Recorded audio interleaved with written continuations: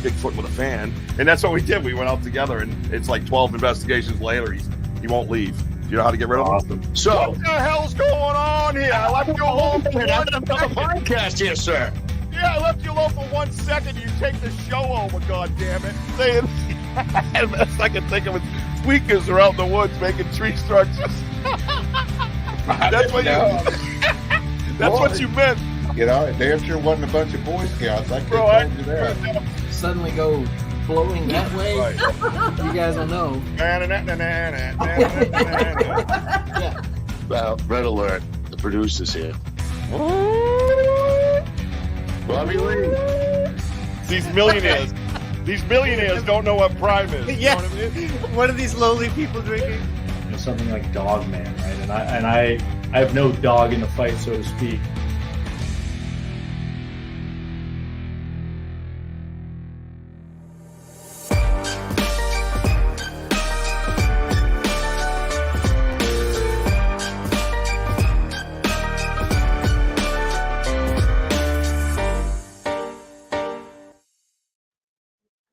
What's up, everybody? Welcome to Banter with Richie B podcast.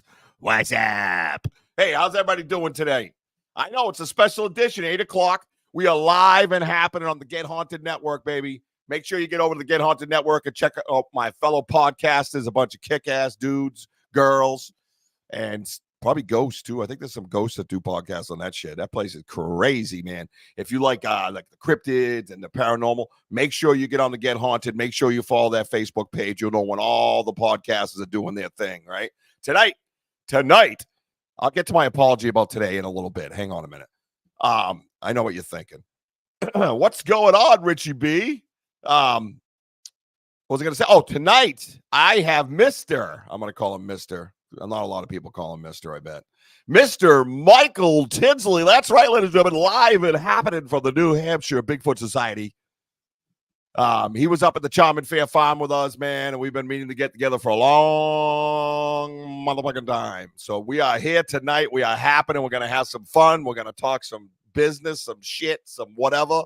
And we're going to talk a lot of Bigfoot, and I want to learn about some of the cryptids that are roaming around New Hampshire. Mr. Mike seems to have a bead on some of that, so I want to find out what's happening. I'm going to bring in my co-host Wojo right now, so he could jump in and we could say hi to all our friends on the side, because I see a few friends over there on the side, and I know there's a big Discord family out there. I want to welcome them to the show. Thank you. I love you guys. Appreciate your support.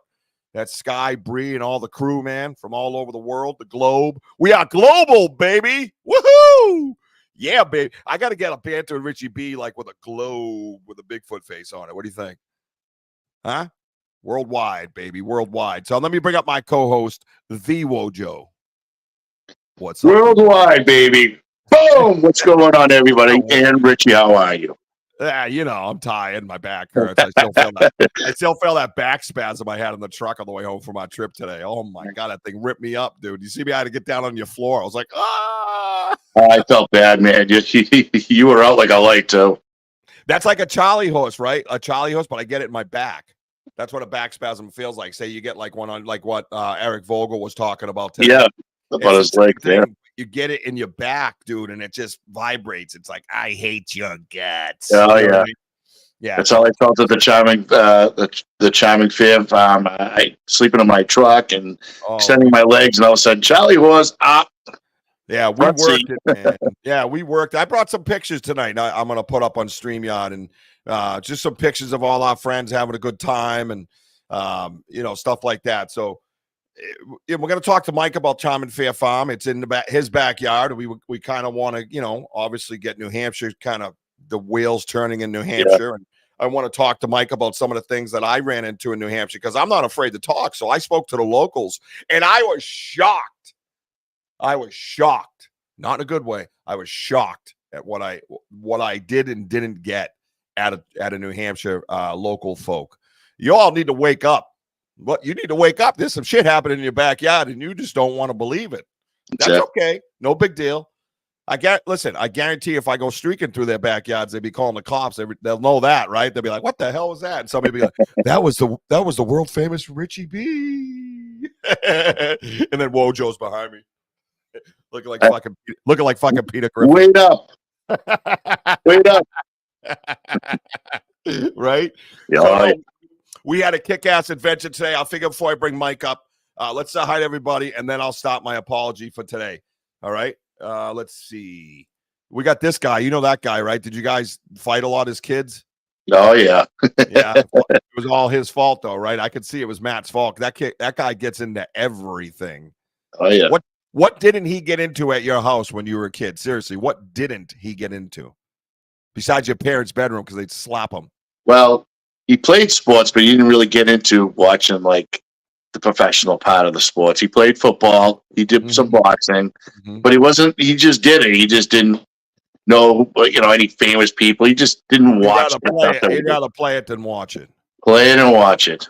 Yeah, because I don't know, the dude seems like he's got his dabblers and everything. These are dabblers. See but they have to move like that. This is a Richieism. You have to move like that in order to be called a dabbleisms. Well, dabbleisms turn into a twin. yes, he had a twin. No, but the twin made up for all the stuff that you mentioned, right? Yeah. Yeah, exactly. Okay. See, I'm on, guys. I'm on to these Wojo folks. All right. Don't worry, Sky. I won't tell him too much. He doesn't know all of it. Oh, please. He showed me all the pictures. You're guilty. Guilty as shit. All right. Anyways, welcome to the Discord family that's out there watching. Bree and Sky and the names I get. Bosun. Bosun, which is Jay. Yeah, Jay. Yeah, all them guys. And then there's a few in different countries, right? That weren't we talking about this? Right. Yep. So no, I thank you so much for your love and support. Absolutely. And Wojo does too, even though he won't say it because he's such a man. You know what I mean? I love you guys. Oh wow, I've softened him up a little bit. I do. Oh, of course. Yeah, that's it. That's when you come to Richie B and you hang out as his co-host, you go soft. Just a little bit. So many ways. So many ways. Let's move it along so we get Mike in here. Russ Stiver, Stiff Dog. The Stiff Dog. Stiff Dog, what is up with you, bro? I get worried about you. I can't even hug Stiff Dog when I see him. I got to wrap him in bubble wrap and give him a little cooch cooch. Oh, I love you. Cooch cooch is good, my friend. Love you, miss you, bro. Yeah, great guy. Mary Newbert, I love you, hey, Mary. Now this girl here. I tell you, man. I tell her all the time that if the statute of limitations didn't wear out and she talked, oh boy, I wouldn't be here. I was a crazy kid, and that girl, man, they all saved me, man. And there he is again. We are global boss, damn right. And of course, the Miss Bree here. Hey, Bree. Hello, Bree. How are you today? Bree. Well, hello there. Oh, Courtney, the Courtney Peterson is in the house. Courtney, thank you so much for always putting up with my bullshit. She's a sweetheart, but I'm always like, hey, I have an idea. Do you mind if I just go back and forth on the Charming Fair Farm between this hour and that hour and just talk? Oh, okay. Hey, can we move my show back to 8? Because, I'm blah, blah, blah. Yeah. It's just, I can't help it. I have so much ADD. It's crazy. Icy Spirits is in the house. Check it out. Icy Spirits. Thank you. Good to see you, Icy. Good to see you. Thank you for your support. Look at this dude. Bigfoot Smoke is here. What's up, Smoke? You're not in the bathroom stall, right? We were by his neck of the woods, right? Yeah. Yeah, we were up by him, right? Yep. Today? Yep. Yeah, we were out by you, bro. We were on October Mountain today looking for Sasquatch, and I got a present for you, Bigfoot Smoker. You're going to want to stick around. It's of concern to you what we found today. You better lock your doors, bro. Yeah. I'll tell you what, boss. Anyways, let's get our guest up here tonight, Mr. Mike Tinsley. Let's get him in the house, and let's see. Although I still don't get this stall reference. It's just we're just testing you on the stall. So far, you're doing very well, my friend. It wouldn't happen to be a handicap stall, would it? Yeah. Oh, let's not start that again. All right, fine. Look, we got D-Hoot in the house. D-Hoot. You had a nice, safe, happy trip home, I hope. Huh? How about the 8 p.m. stock coming in firing tonight? Holy shiz. Maybe I'll just change my whole show to 8 p.m. You know what I mean? I thought I was doing 6 p.m. I was doing everybody a favor, so when they get their makeup on to go out and party, including Mike Tinsley, because I know he wears makeup. But anyway, it's a whole different subject. We'll talk about that next show. The eyeliner. Yeah. I didn't know. I didn't think. Yeah. Oh, that eyeliner is sick on this guy. Chris Mack's in the house, aka Mac Daddy.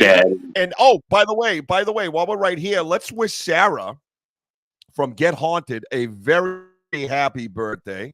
Today is her birthday. She's or birthday-ish. I know her birthday celebration is today. And they're out doing ghost whatever. I don't want to say hunting. I hate hunting. They're doing ghost investigation in the paranormal world.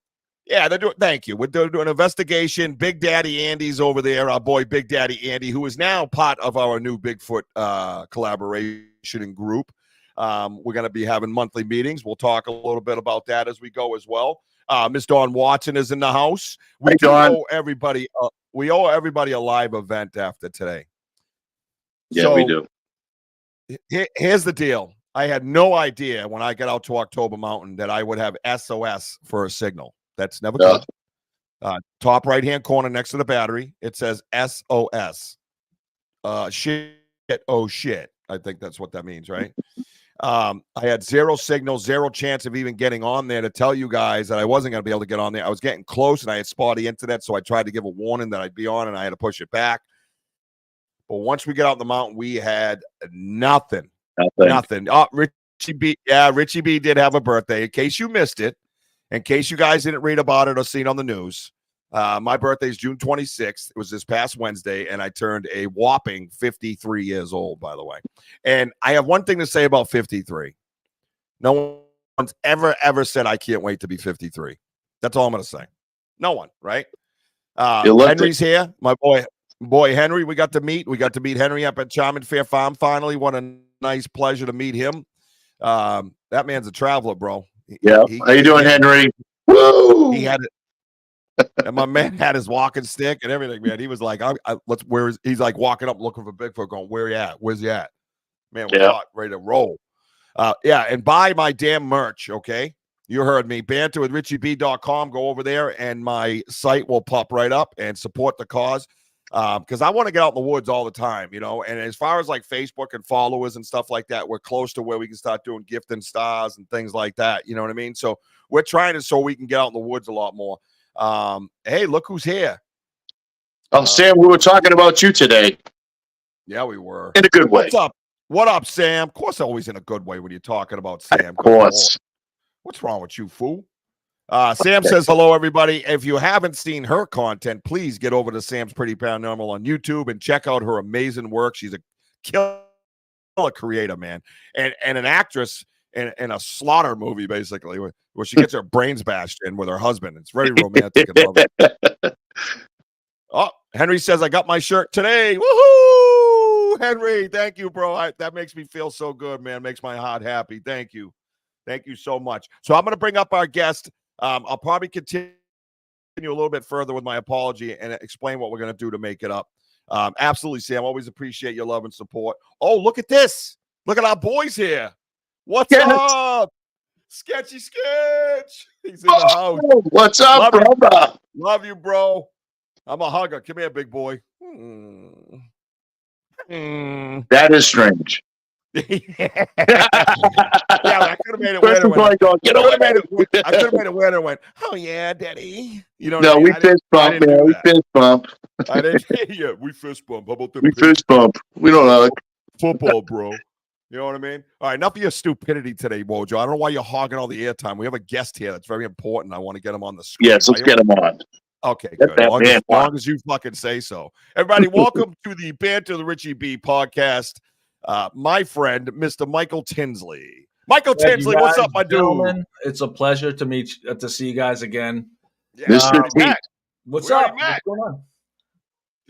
Hey, I have no pants, so I will not be standing for any reason. You beat me to it. As I say, the pants on, pants off. Oh. That's right. A man who knows the rules. When you come on the Banter Richie B podcast, drop them, bitches. Woohoo! Just that's way too far. Sorry.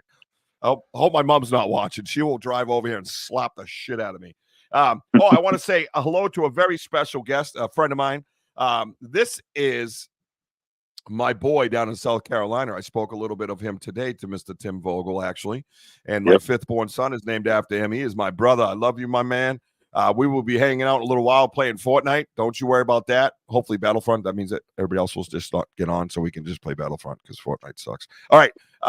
And then look at this, Mike. Look who's here. The Vogel. Whoa, what's up, guys? The B-boys. They know Mr. Tinsley, man. They know Mr. Tinsley, Yeah, right? hey, Henry. What's up, brother? Henry, my dude, man. He said his shirt came today. I was pretty psyched for that. Chris, oh my God, the love you party's guys. here. You lift my spirit. Everyone's here. Yeah.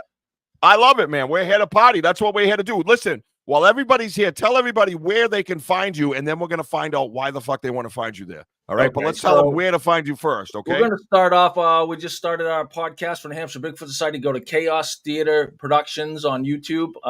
We've got some content coming out there. Otherwise, the Facebook group, the New Hampshire Bigfoot Society, that's where all our action is. That's where we have, updates.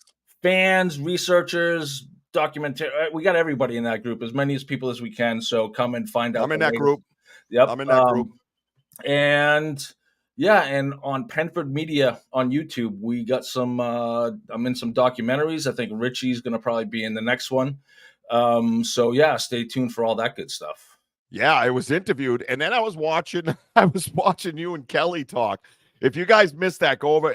Was that on YouTube? We just uploaded to Chaos Theater Productions on YouTube. The one that you and Kelly did, talking about the kids and all that stuff, getting into Bigfoot in New Hampshire. Yeah. You brought my name up a few times. It was kind of funny. Me and the girl were listening. It was literally like, there he goes. There he goes. It was a blast. It was an absolute blast. So there you go, guys. New Hampshire. Hey, wait, is it official? You started your podcast? We got the first one up. And it's way. Yeah, it's going to be a little. We're working on it. But yeah, we got that one up. We took it right live from the. Recorded it, edited it a little bit, but we put it out there. It was a good conversation with me and Kelly. Get Kelly out there. Kelly's been as elusive as Bigfoot over the years. So now we got him out there and his face out there, and he's a great guy to talk to. Great conversationalist. Yeah, he's a good dude. And he blows my mind every time I hear a little bit of insight from him. So he's a fun guy to work with, and we're looking forward to doing that stuff too. Yeah, that's awesome, and it was a pleasure meeting Kelly and having a talk with him, and he's been popping on the social media and stuff and saying hi to us, and I really like that. It means a lot. Real quick, I just want to say hi to Damien. Damien Smith, what's up, my man? He's over in Scotland right now. Edinburgh, Scotland. Yeah, see, we'll say it for you from now on, Damien, because you're one of us now. You're one of us, bro. We'll just tell everybody where you're from. Actually, give us your address. How's that? We'll talk about that later. But before I get into like the Charm and Fair Farm, you know what I mean, and everything that went on, and I could talk about it forever, but I don't want to make it about Charm and Fair Farm. I want to make it about Mike Tinsley. So I want to. Isn't that sweet? It's so sweet. It is. How tall are you? And do you enjoy long walks on the beach? Sorry. Easy. I got my pants off. Oh yeah, I forgot about that. I forgot my own. Pillow fighting essential oils. All right. Damn, don't you just love their accents? Yes, we parked the car in the Harvard Yard. Yes. Yeah. Over here, over there. Right. So where are you born and bred and raised in New Hampshire? Well, technically, I was born in Atlanta at an Army hospital. My parents were in the Army when I was born. But other than that, Georgia? I was raised here. Yeah, my mom was in the Army. My dad was. So that's where I was born. But I've been here so I just turned 50. I've been here. I was 3 months old when my mom came back. So basically your whole entire life you've been in New Hampshire, right? And you're a proponent, man, for New Hampshire. You push New Hampshire. Oh, I love it. You protect New Hampshire. Yeah. Yeah, you're big about New Hampshire. Now, what made you when your memory started working? Were you just like, hey, Wood Devils? Like, what happens to get you kind of towards the cryptids or the paranormal or whatever you're into? Which I think you're basically into anything that comes along. But how does that happen? So for me, it was, I love things that are either unexplained. I got into conspiracy theories a couple of years ago and gone down those rabbit holes, and anything new, anything intriguing interests me. And the Bigfoot thing kind of came up when I was looking to make some content. And wasn't sure how to dive into it. And then once I did and started asking people, looking around, doing research online, all this stuff just kind of exploded. So people telling me stories about woods devils, I'd heard of them. I kind of knew it was our local Bigfoot here in New Hampshire, but even over the weekend, last weekend, meeting people, we learned so much more about what people think and what people see. So trying to put those things together, another one is the devil monkeys. I was working in the near and around the area of Danville when the famous or well-known story of the Danville devil monkey back in 2001 happened. So that led to more research and talking to friends and people that were around, cops, journalists, people that I grew up and went to school with. They have a take and a spin on it. So it's just intriguing stuff. And when you take the legend, you take reality, you take perception, perspective, and put it all together, it's kind of mind blowing. So that's where we are. I'm still trying to put the puzzle pieces together to tell, a really cool story about, New England cryptids, Bigfoot, devil monkeys, woods devils, and all that cool stuff. No, I think it's awesome because it as I talk to people all over the country, right? Well, would you feel the same way? Maybe that it intrigues me because I know how my story became, and I'm part, I guess, of Wojo's story, really. But it's like, I try to wonder, like, what else is out there in those areas. So you specifically weren't like Bigfoot. It was the devil monkeys and these other. Now, what is? Can you explain to the audience what that is? Because I have an idea because you've shown different things to me, but I don't think a lot of people. It seems regional, and it seems like people in Oklahoma or Texas or whatever wouldn't understand what that is. You know what I mean? So with the woods devils, for instance, so when I first heard stories about them, it was this, a devil, a creepy beast, a demon type thing in the woods. Talking to Alex Petikoff, and he thinks it's more like a Bigfoot. So kind of digging into these stories, what I kind of come to is that it's our version of Bigfoot. Ohio has the grass man, Florida has a skunk ape. So in New Hampshire, evidently these Bigfoot sightings are of long, kind of lanky Bigfoots with gray, silvery hair, which is different than what a lot of other sightings are. So what does that mean? That's hard to tell. What if it's just an individual Bigfoot that's thin, maybe a little pale or an albino or something? Who knows? I mean, these stories go back to the 1930s to old loggers up in, northern New Hampshire. And that's where they kind of stayed for a while. But the stories have kind of trickled down. And I think down here to southern New Hampshire. And we hear stories of things from people that have no idea what a wood is. They describe it, and me and Kelly will often look at each other like, "Hey, that's what the descriptions are of wood devils." So we want to find something a little more about that. What the distinction is. Another thing that we have here is, the devil monkeys. I guess the devil monkey stories go back to the 30s and 50s as well, where there's reports of these baboon, dog-faced, creatures running through the woods, and there's lots of sightings through the years. Sometimes they're isolated, sometimes they're groups of people that see them. Even at Charming Fair Farm at one point had a gibbon escape.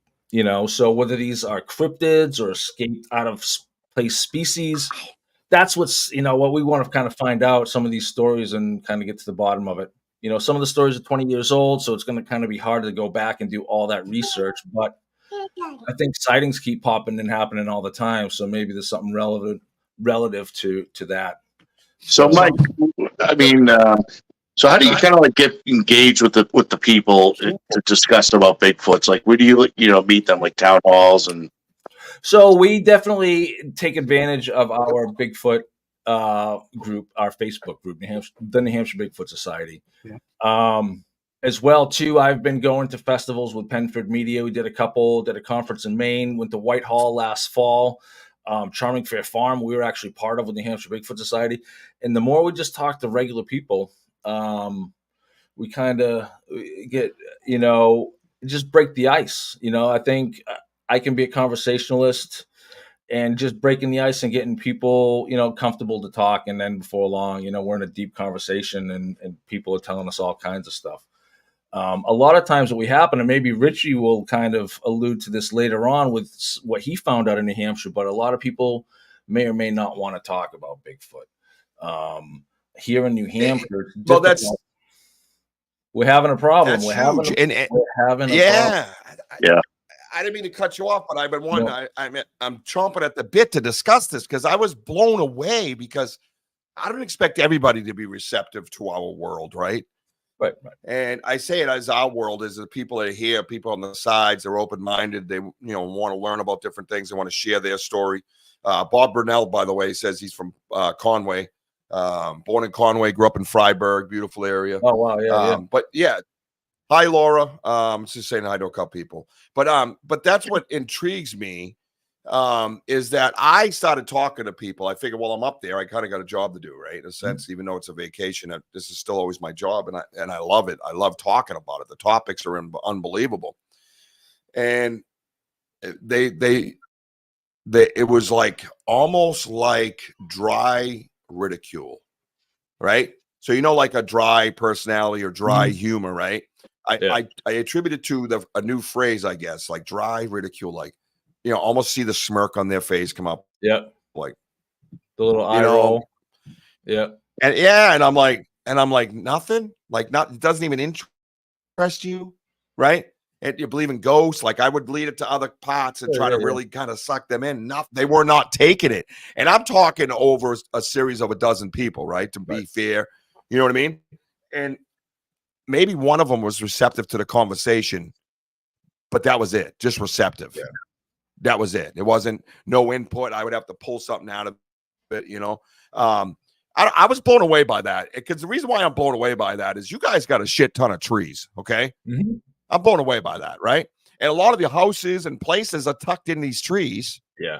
And there's reports like Crystal Panic, for instance, her daughter had a report of big shadow guy walking by, he's big head, big shoulders. And the window's like 7 feet off the ground. And that's when her daughter had that experience. That's the kind of experiences that I'm talking about. There's got to be a shit ton of those, and nobody wants to talk about it. Do you think it's because of the ridicule from fellow New Hampshire type folk? Well, I think it's they never seen it? I think one of it or part of it is that, they haven't seen it, or they don't go in the woods. They're not out in the woods. They don't understand the mystery of it. They don't ask those questions, right?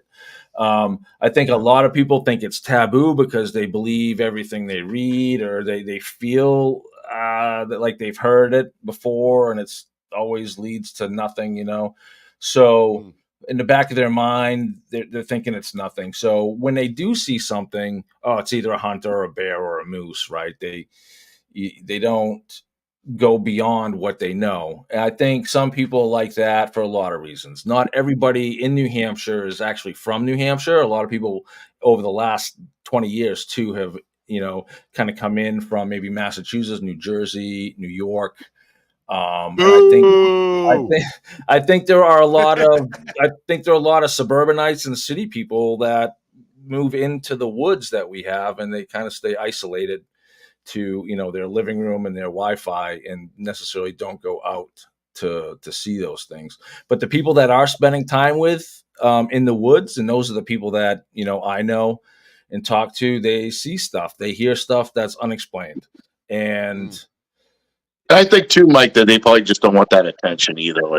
I think so too. I think it's easy to dismiss it rather than to follow up and investigate or ask questions, or they don't want to look like fools either. I think that's a big part of it too. Everyone's kind of independent here, so sometimes it's like they just don't want to be bothered with anything outside of their realm of daily life. You know what I mean? Right. So people aren't really religious here either, for instance. So there's not a lot of, I guess, believers in that, people that kind of have that leap of faith with belief in like the paranormal, or even, like I said, religion or spirituality.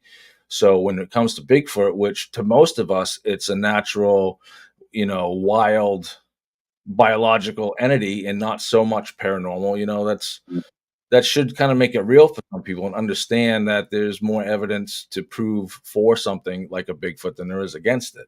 So that's what we're trying to do in the New Hampshire Bigfoot Society, is actually talk about it more and bring it out. I'll go in front of the State House and talk about it. I don't give a crap. Maybe we should do that sometime. That would be a fun thing, Richie. Me and you in front of the State House right in Concord, and we'll grab a couple microphones and a camera crew and just do man on the street stuff, until everyone kind of at least, is open-minded to it. It's an uphill battle because we get reports and then we get people clam up. So when it's time to do investigations, or when we want to do stuff, it's not so cut and dry. So that is we're so good, Rich. No, you could just step all over me all night. That's fine. I don't care. This is Banter with Mojo. That's what it is. So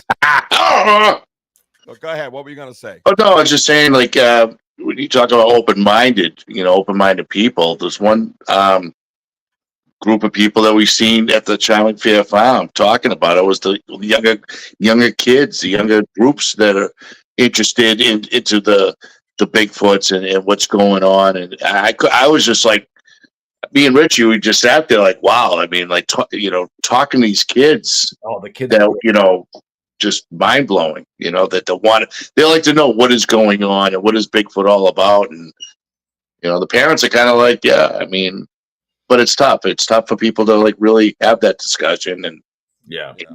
I think it was cool for the kids. And we saw tons of kids. We had kids walking up to us, pointing to our board that we had. Oh, I saw this. That looks like what we saw.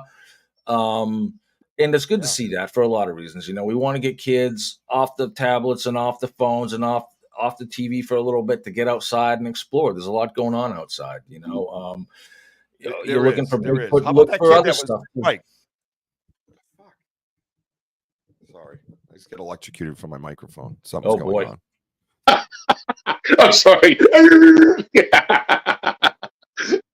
I dare you. How about that dude that stuck he said he saw an arm stick out by the tree, the little dude. Forget his name.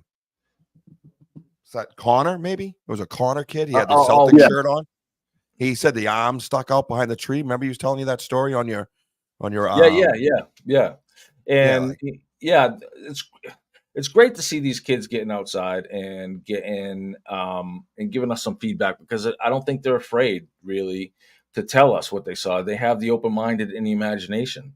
So if we can get that going and keep that going with these young kids, like after seeing all those kids in Charming Fair Farm, now my brain's going, how do we cater a little more to children, with some of the programs, some of the content that we make, you know what I mean? So that later on down the road, we have these younger generations, as well as like the team that I work with, the media team, they're young 20-somethings.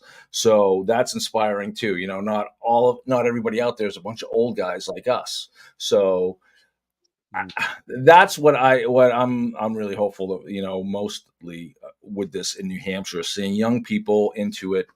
And hopefully we can just slowly I like to happen overnight, of course, but, over time, I think we can poke away at bringing this, with festivals, with events, more podcasts, focused on, New England as a whole. I think we can bring more awareness. Oh, no, that's where I'm going to jump in right here, because my ultimate goal, and I've shared it with you, and now it's become a passion about my passion. And I was talking to the Vogels today about it, and we started boots on the ground Bigfoot investigations specifically for this reason. And the reason why I'm going to tell you that is because we have people out west, we have people central, we have people like yourself, New Hampshire, we have McCullough and Lowell, we have Trainer down towards Rhode Island, Mass border, and you have me and Wojo and a few of our friends in southeastern Mass. It is completely surrounded. And I think if we bring everybody together as one investigative group, then we can start slowly building up New England on the map. And not only put New England on the map, but get those kids. The next generation seems safe as far as what I saw at the Charming Fair Farm, which we're going to get to and discuss as well. The kids were amazing. And I think the next generation is probably your best hope from what I saw, unfortunately. Even the parents that brought the kids, they were like, well, I'm just bringing him here because he wanted to come here because he saw about it. He loves Bigfoot. And I'm like, what about you? What about you, man? You think the kid's just, just playing with a truck or something? This is like, or does he think it's real? And it's beautiful that they're, no BFRO, Henry, watch your mouth. But no, so all that stuff, that's what I'm trying to do. And that's what I talked to the Vogels about. That's what I've spoken to you about, obviously Wojo, a few other people that we want to put New England on the map, and we want to have different databases and things like that are specific to New England. Because I don't give a shit if you saw a damn Bigfoot in Wisconsin. I could care less. I ain't going to see it because I ain't going to get there to go see it. It ain't going to happen. And why are people over on the West Coast coming over here to look at my Bigfoot? You know what I'm saying? Like, let us handle our area, you handle your area, and then we all work together as a team and not shit on each other. And wow, we might actually get somewhere instead of worrying about who got there first. Kiss my ass with that shit. I want to find out the research. Well, guess what?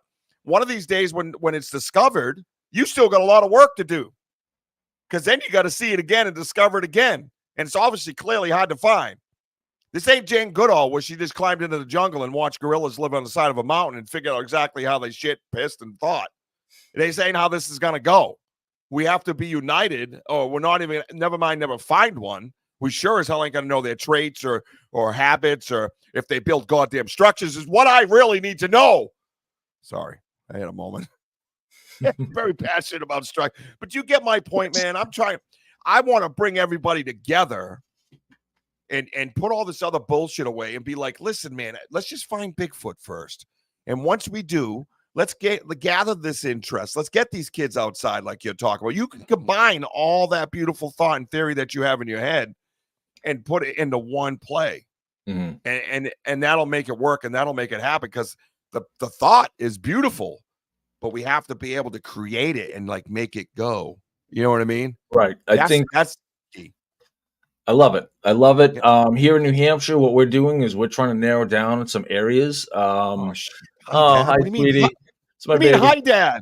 Oh, wait, I gotta be on my best behavior though. Well, you don't have to be. She's old enough. Oh no, she's good. She's good. Okay. She'll you can. You sure, Megan? She's good. That's it. No, so we're trying to break down some areas here in southern New Hampshire. And you guys got a little taste of it by being in Charming Fair Farm. Not far from there, we have some state parks that are huge and a lot of sightings around some of those areas. Yeah. And we're really excited because it's in our backyard and you guys got a little taste of it in Charming Fair. So if we can put this together and come up with a game plan, we'd love to have, everybody come up and really approach this. And of course, having the vision of it, I think that's developing. When we come to plan it, I'd love to reach out to you, the Vogel brothers, everybody else, Dave McCullough, Crystal Panic, Alex Petikoff. And I even wouldn't mind seeing what the guys in Maine have to say about it. We met them a couple months ago. Maine Bigfoot Foundation, pretty cool guys up there. So when that comes together, yeah, I want to document it all too. I want to have a production team there documenting how we approach this and how we do it, and cross our T's and dot our I's and make sure that we got it right. Yeah, I think that's a great idea, especially pulling in the guys from Maine. Let's see. I'm sorry. I just want to bring this one thing up. I want to touch on what you just said.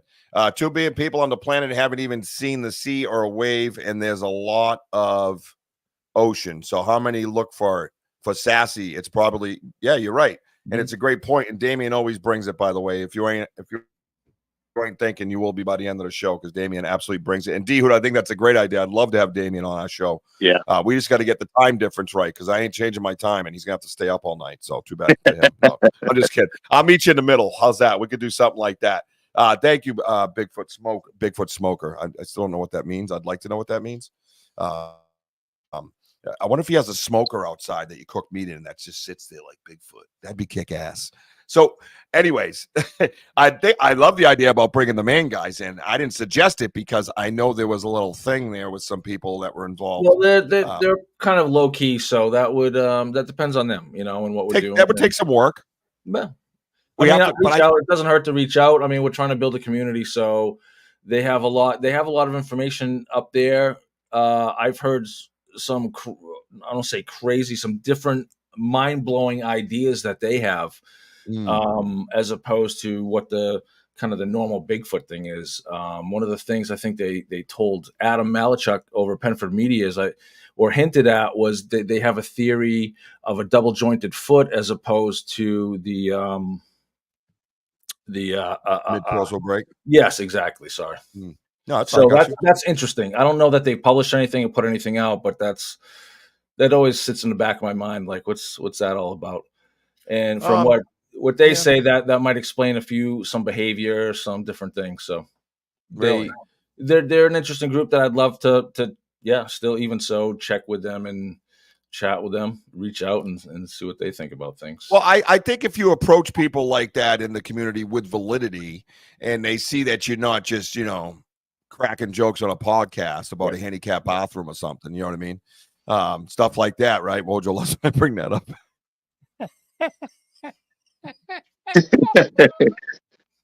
I fucking made myself up. Sorry, nobody even knows what's happening. No, it's a good inside joke, that's for sure. Anyways, but I think it's like I think it's what people need is just the education, the respect, and the research. And D, who had a good question on, has anybody ever baited one or trap one? But I haven't heard anything like that. But I wouldn't want to like trap one or anything. I don't, I'm not here to harm or shoot one or anything crazy like that, because that's not what we're talking about. This is not what we're about. But it's just about the research. You could bait one because there's the fermented apple story that Alex Petticoat shared. That is true. On one of his productions, which I want to lead to. That's a great segue, Rich. Thank you. I appreciate that. You're getting really good at this stuff. Keep up the good work. Thanks. Anyways. I think I started that with the trapping part. Then you brought up about the apple. So nice try. Yeah, no. The trapping part. Well, the trapping part, but my point is the trapping part would be about the apples. Yeah. Right? Because you know how to bait. You're a hunters, right? So would be about the apples, which remind me of that story. So I don't think anybody, they might have attempted to do that, maybe. I mean, I'm sure people are like, I got an idea. You know what I mean? And they just shoot down a fifth of Jim Beam and they head out back with a bunch of apples, and then the wife comes out and beats him with a broom because she's going to make a pie with those. But something like that, right? But yeah, so I think that's could be a theory. I think it's possible, and I'm sure somebody's done it before. My question to you, Mike, is towards the production, right? Chaos Data Productions, right? And you have New Hampshire Bigfoot Society, right? When you're putting those two together, like you did in your caption down bottom, do you have any worries about the production world creeping into the Bigfoot world, where people will be like, "Oh, he's a production guy. He's gonna, he's full of shit." Do you know what I'm saying? Do you know what I'm talking about, right? Like some people do this. Well, that's why I've embedded myself deep into it. I'm not just the guy from the outside looking in, asking questions. I've put myself into this, and like everything, I'm sold. I'm into it. I want to make content. I wanted to make some Bigfoot material. Where that direction went, I didn't know when I first started. And when I went to Whitehall with Penford Media,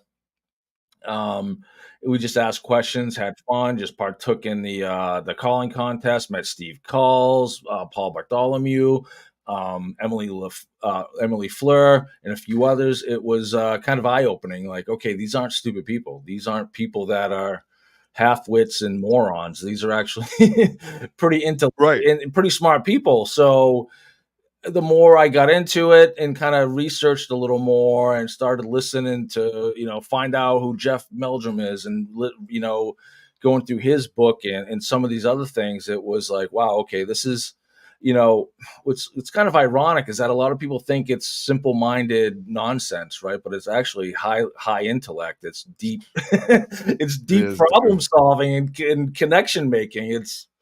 It's not for the faint of heart at all. Like things change when you get yourself into this.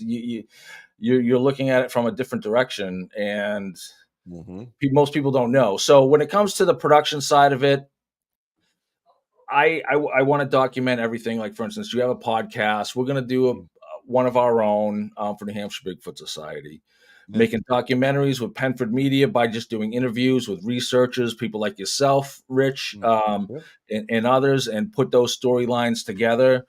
I think that's no harm, no foul. I think when it's said and done, all the stuff that I collect through my journey from Whitehall, all through the winter, through going up to the crypto conference in Portland, going to Charming Fair Farm and doing some other events and some investigations that we have lined up, as well as just some good old-fashioned storytelling. I don't think that it's necessarily going to impede with the authenticity, because I'm a down to earth guy. I've always, I've been a landscaper in New Hampshire for 30 years. So with that, I'm used to talking to people, very personable, and very comfortable with it. So, when I do talk Bigfoot to people, I try to do it in a way that is engaging and inspiring and optimistic.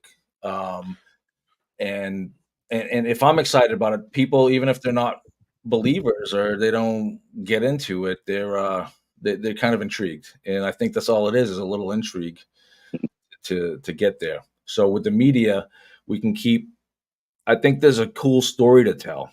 If we put together a group in New England, that's a cool story. That's something, worth telling. I want to be able to tell that story. We do investigations, go in the woods, trying new equipment, trying different things, giving a perspective to the outside world of what's going on without really, I don't want to do Bigfoot dirty. I don't want to do researchers dirty. I don't want to do, so I've embedded myself to kind of, I'm here with you guys, and that's great. Yep. I don't think that what we end up doing is gonna really kind of look too bad. No, well, I said the same thing to Penford Media, and I'm literally legitimately asking the question because I'm thinking if I had the production name next to me, I'd be like, oh shit, how do I do that? Because that takes a lot of extra work, I think. You know what I mean? In a sense, I don't have to, in a sense, do that. But I guess in a sense, we all got to do that, really. We have to be careful at what we do. And we were out today and we were talking to the Vogels about the same thing, about the dangers of the social media, the dangers of the clicks and the views. You know what I mean? And I had asked Adam and Zach, we had a little bit touched on it briefly when I said, how do you balance that? Because the production is so much fun. You know what I mean? Like the production part of it. I wish I knew more about cameras and production and stuff. Trust me, I still have to call my producer about every little thing, but it's like, I'm trying and I want to learn, you know what I mean? And I actually want to go back to school for graphic design and stuff like that so I can be even better at what I do. Yeah. And make it the second half of my life, right? Or the second quarter or whatever it is. Like only 20 years I got left. Anyways, I want to make that part of my life. But after talking to you guys and seeing you guys at the farm and stuff and what you guys do and, setting up and being a part of that interview and things, it really kind of got my wheels turning where I was just like, man, that's got to be a tough balance, man. Well, honestly, I think it's the same thing. I look at you. I watch what you guys were doing, trying to go live. You have everything there. And that looks stressful. That looks it can be. That looked crazy to me. We're setting up doing our thing and we got different things going on, but I'm looking over at you like, oh shit, what if this happens or that doesn't happen or this? That's a great point that you bring up. It is, in a sense, it's the same. It's the only difference is, I guess my camera don't go off and you see everything, basically, is the difference, right? Yeah. But we like watching Penford Media, the way those guys do it too. Their interviews are clean and crisp, and you know what I mean? And they have a sense of tradition about them too, I think. You know what I mean? As far as the older type interviews go. You know what I mean? That's what's cool about what Adam's trying to do. He's trying to go without it, he's a young guy. He's trying to take that journalistic approach to it. You know what I mean? Yeah. It's different.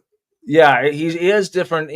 Kelly Porter asked him a question, don't you think you might want to dress down to appeal to the Bigfoot community? And Adam's just kind of like, no, I'm dressing for success the way I feel comfortable, and that's what I want to do, and that's who I am. That's his authenticity. Yeah, right.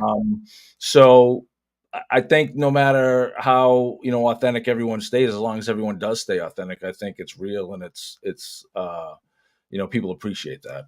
Yeah, and I talked to them a little bit about too, because I have an idea where, and Zach wants to get together and do something with me as well. Like come on down to the Bridgewater Triangle. I'll show you my property. We'll go out and do a real investigation, boots on the ground type shit. And I said, that's fine. You guys do the production thing, and I do my thing, and then we just got to meet in the middle somewhere, so we're all comfortable. Because I don't edit anything, so I'm like, and it's not, I'm not saying there's anything wrong with editing. I'm not saying that. I don't know enough about it to say anything about editing. You know what I mean? Yeah. It's just, and perhaps one day when I find the world of editing, I'll edit. But until then, I'm like, here I am. This is really me. Yeah. This is what I'm doing. So we had a nice conversation about that, and I'm looking forward to that, because that's gonna be tricky in a sense, right? Where we all kind of meet in the middle, work together, and be like, all right, I'm gonna be like, listen, this is all I want. You guys can do what you want with the rest. Yeah, because you got to be careful. It's like raw footage versus production. That's what you put. Well, that's it. Well, no, that's what it is. But it's like you got to be, because I'm handing myself over to somebody in a sense, because they have different cameras on me, not my own camera. My own camera, I can just act like an idiot, which I'm gonna anyways, by the way, just so you know. Yeah. But once you leave the room, you know what I mean? They have you there. Not that I don't trust you. I'm just saying. Yeah. There, and you're like, boy, I wonder what they're doing with that video tonight. That's the thing. I think we all have, and I, people ask me that all the time. And Adam and Zach are two guys that I've worked with for a little bit now, and they like to kind of create new storylines with what they do, but they know too if they do anything negative, then that's it. Then they kind of cut off, right? Then there's no one's going to talk to them ever again. So that's kind of shooting themselves in the foot.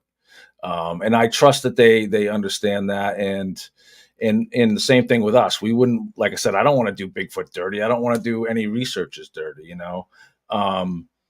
It seemed like when we first got into it, there was a lot of ups and downs. Things would go great, things would go terrible, and just staying persistent and staying true to who we are. And well, here we are, talking about this.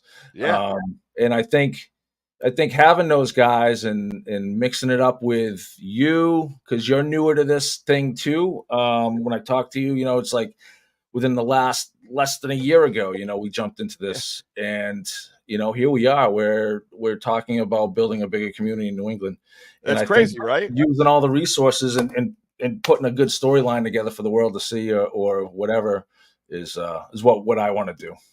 Yeah, no, I think it's great, because like June 5th was 6 months for me on my podcast. Oh, cool. That's it though. Imagine that. Yeah. I mean, like you're saying, that's a good point you bring up. It's like, it wasn't that long ago. And now we actually have I feel I have a direction. I know what I want to do. Yep. Me too. Yeah. As an investigator, as a researcher, I want to push the structures. I think there's some validity to that. And as a person on camera was somewhat of a platform, I want to bring the Bigfoot community together. And I've made I stood at Charm Interfere Fire, and I was like, wow, all these people have been on my podcast. That's crazy. And if there's anybody, for myself with my big mouth and knowing everybody, I could be like, hey guys, let's huddle up. Why not take advantage of that? Because you don't know Mike Trainer like I know Mike Trainer. Right. And then Mike Trainer doesn't know, maybe Crystal Panic like I know. You know what I mean? So you bring somebody together and bring us all together and say, listen, everybody listen on me. This is what we're going to do. Boom, boom, boom, boom, break, And I think that's a great way of doing it. And it's only going to help the research field. It's only going to help the kids in the next generation.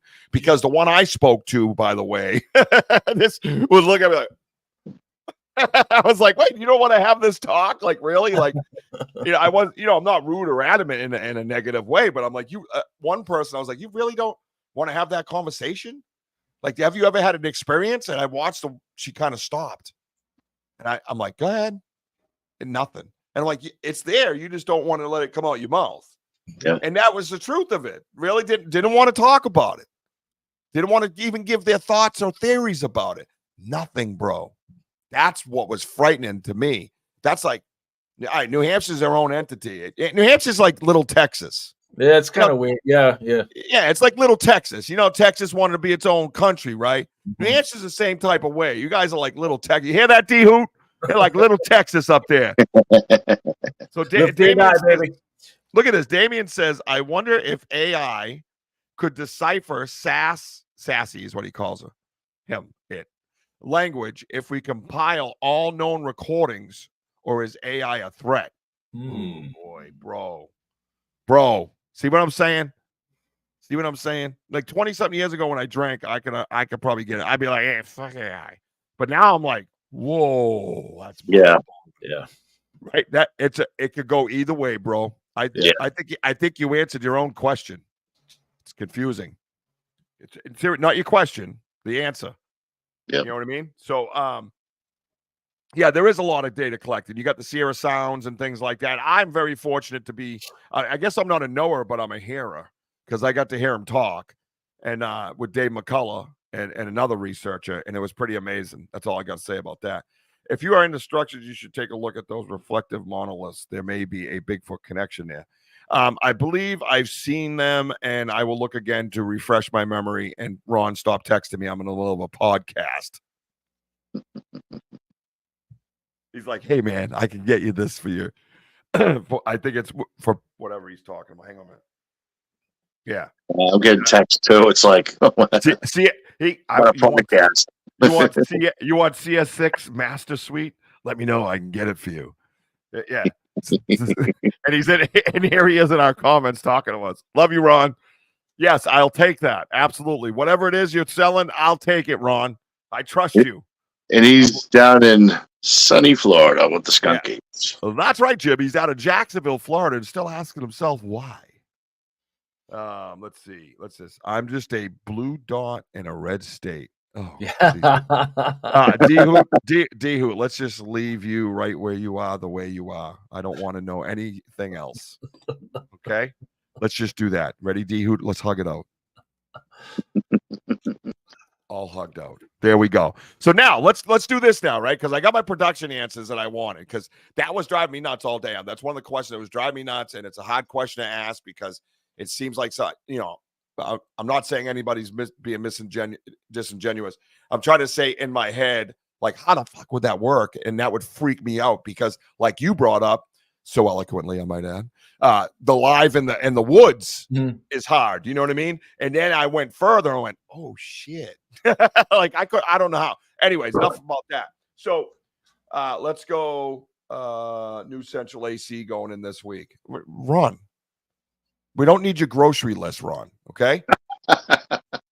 I believe man-made, just like Bansky, Phantom Painter, but would love to think otherwise. Sometimes, Damien, I just can't keep up with you, bro. Is Bansky Phantom Scottish for wearing no pants? I'm confused. Let's see. So here, check this out. Now I don't know if I got a Tinsley picture in here though. That's the only problem. No, probably not, because that was Sunday. I was I saw you guys hanging out. We were doing some interviews. Yeah, you left and then you came back. You did a lot of interviews. Yeah.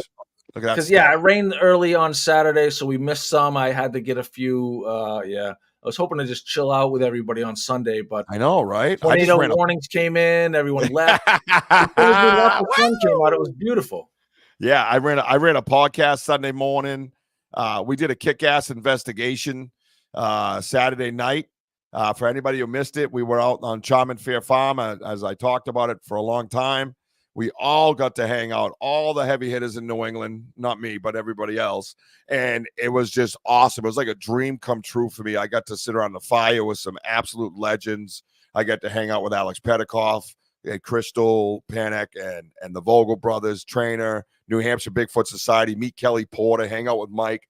Adam and Zach were there. I got kind of roped into being the MC to a Bigfoot calling contest. Not so much roped in once I did it. I really enjoyed it. It was so much fun. That was fun. It was so fun, man. Wojo participated. Mike participated. We had the kids do it. The second day, I felt bad. There was only 3 of them, and I said, rock, paper, scissors. I had a little rock, paper, scissors contest to win it. Why is there no Wojo T-shirt? Wojo bought his own T-shirts, so I'm punishing him because he did that on his own behind my back. So who's asking that? D-Who. D-Who, I'll be working on that. Yeah, D-Who. D-Who's on top of my list. Yeah, we have a copyright. You just can't go working on things, all right, guy? That's right. Yeah, I'm big time. No, I don't know who gives a shit. Yeah, no, that's a great shirt, isn't it? It's a Wojo thing. No, we have a lot of fun, man. And She loves the color blue. it's Carolina blue. It's the color of our company. Yeah. So no, we had so much fun, and we went out Saturday night and did a Bigfoot investigation. I shared this story with you, Mike. You know, you're familiar with the story now, right? Yeah.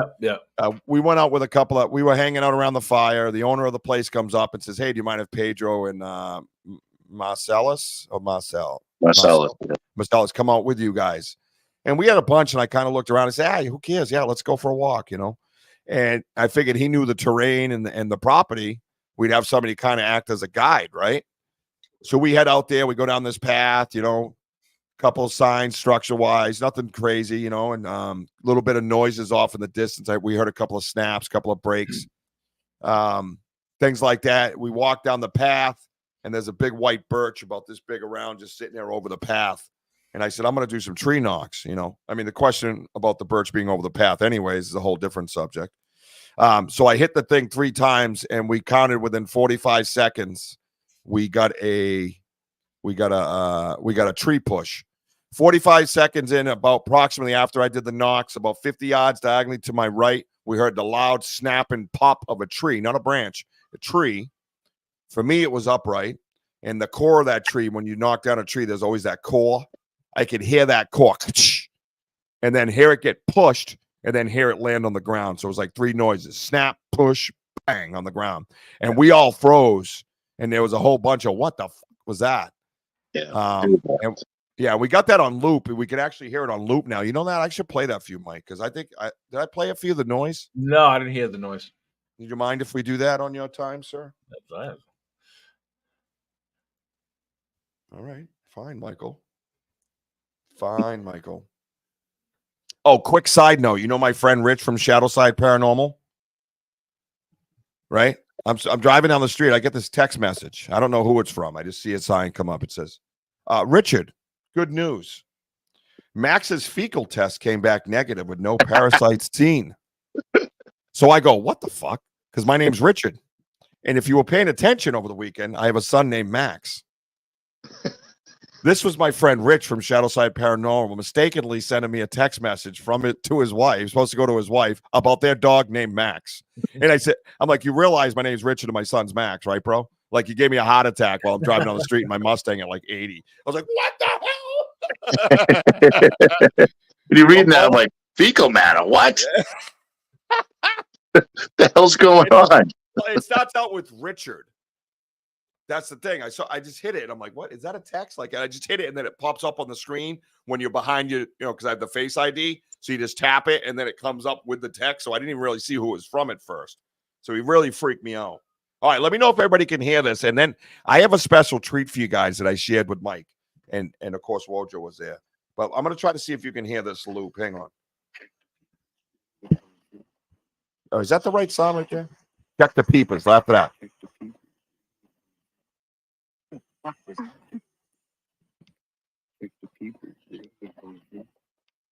Everybody hear that? It goes. Can you hear it on the loop?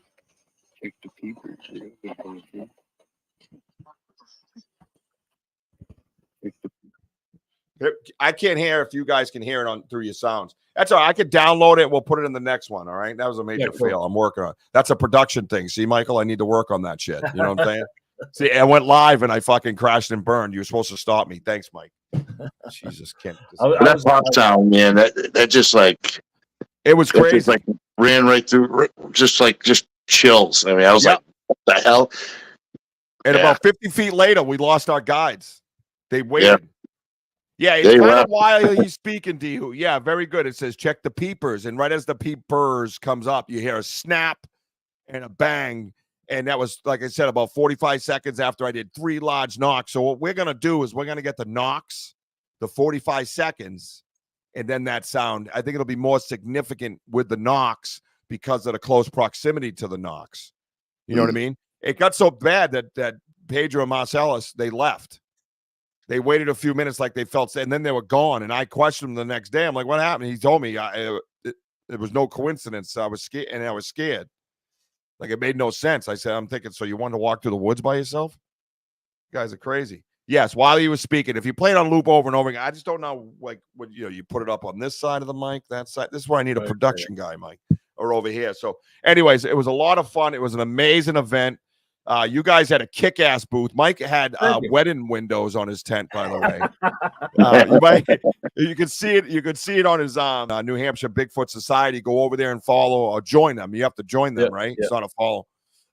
And then they'll let you in the door, basically. But you'll see, if anything else, check out that tent. It's gorgeous and it's available for rentals. Okay. If you guys need a kick-ass pop-up tent with wedding windows, Mike's your guy. I walk over there and I'm like, what is going on here? You got freaking windows. Smartest dude there because he had sides on his shit. We were getting soaked doing a podcast, cuddled up with Adam and Zach like this. I'm like, yeah, sure, Adam. Adam. Oh, hi, Zachary. You know what I mean? Like, it was like we're all soaked. Adam gets up with wet ass. It was terrible. Wojo was in charge of the pop-up tent, and he just made you feel. I mean, how much fun did you guys actually have with the shitty weather that was all weekend? Like, it was still great. It was a great time. Blast. Seeing you, Laura.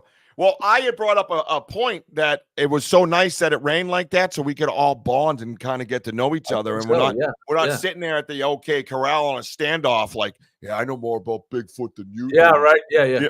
And the way it was set up was cool too. We were all kind of, even though it was a bigger space, we're all kind of facing each other, so we could all see across the that little vendor area, and it was fun. It was cool. Oh, it was a lot of fun. So yeah. So one thing I do, like I said, I brought up, and once I show the pictures, this is Mr. Alex Petikoff, the one and only. The one and only, absolutely. And, and I talked to him a little bit about it. I said, it's huge that you're here, dude. I know it's probably, you're a busy dude and you got a lot going on, but this is your state, bro. Like, this is where you're from. You know what I mean? Yeah, I'd like to see him stay and do some stuff with us. I know he likes to travel. He's a traveler. He goes around the world and stuff, but. Yeah, he is a traveler, bro. And he's so low key, like so chill. He's so chill. He's so relaxed. Yeah. And no, he's such a good dude. And I could text him, and I know the rules now. He'll get back to me when he can. I know he's gonna. He's never not answered me, basically. You know what I mean? He'll be like a month later, even. So I was out in British Columbia or Alaska or wherever the hell he was. I'm like, oh, don't have to explain to me, bro. Really, really good dude, and I think he really helped. And yeah, Alex is very approachable, Henry. You're absolutely correct. And he doesn't have to be. And he didn't have to come back Sunday. And like Mike Trainer said, he came back as a man of his word. Yep. Because there was some things with the weather and the scheduling that was kind of hard on him. And he just did what he said he was going to do. And there wasn't like, oh, I'm Alex Petikoff. It wasn't none of that. He's never like that with this dude. Never, ever like that, dude. He just talks to me like he's just me and you going out. It's just that he's got more cameras on him. That's the only difference. You know what I mean? That's it. And here's the crew before the investigation. Pretty cool. Yeah. That was right around the fire. Those are the legends I got to hang with. My boy, Big Andy. If you're out there, my man, be safe investigating tonight. My son Maddox gets to be a part of this. Things that he's going to. You had a great looking booth too, Rich. I mean, seriously, it was like, thanks, bam, bro. right there where you were. You had your podcast right behind your table. It was fun. Thank you so much. And I had that little TV that was looping all my evidence on it. And I plugged it into the laptop, and it didn't totally loop. Poor Max had to go over there every 720 and hit it. You know what I mean? That's that production thing we were talking about, Mike. You need to wrap it up too early too for you, Mike, because the exposed outlet that we had, the water was coming in hard. It was dripping. That was with Adam and them, right? And Mike. Oh, that's right. Yeah. Time to shut it down. Oh, yeah. I'm sorry. It was Adam. Yeah. Yeah, there's my booth. You can see the little TV there I had, and on the TV it had all the evidence. Thank you for that. I appreciate that. But I got to get some wedding windows because that sucked. 100%, bro. Honestly, the tent that we had, Kelly had gotten it back, in the mail like 2 days before. Yeah, that's kick ass. But before everybody leaves, though, I think we should treat them to what we saw before, because you know what I mean. It's getting late in the show. I'm not in a rush or nothing, but I'm never am. But do you think we should show them that what I showed you, Mike, backstage? Oh yeah, totally. All right, bro. What you found today, absolutely. I think. All right, so we were out today on October Mountain with the Vogel brothers, myself and Wojo. And again, I was supposed to go do a live. I had it scheduled. We had zero internet. I'm so sorry about that. Structure-wise, I tell you what, I learned a lot. I understand why people think the way they do, and they think differently than us. Our terrain and canopy is completely different than where the Vogel brothers are. Huge tall trees, tons of canopy. It was dark out at 1 o'clock. We don't have that problem. When I see something broken, I look up, there's sky. And I'm like, how's that broken? Or how's that twisted? There's nothing up there to do it. When nothing fell on it. Over there, you cannot say that. Not only that, it's a hill. And water comes rushing down. Right? And it uproots trees and brings it with the ball of the tree and walks down the hill with it. We don't have that problem. These are different things. Sounds like Max should be. Yeah, he got paid, D-Hoot. I paid my dude. He goes, "Oh, Dad, can I get $5 for help?" And I handed him a 20. You know what I mean? I said he did an unbelievable job. Not that I should have to pay him. I just wanted to show him that lesson in life, that he worked for something and he should get something back. That's how it works. And his cheesy fries with bacon. Hooked him up.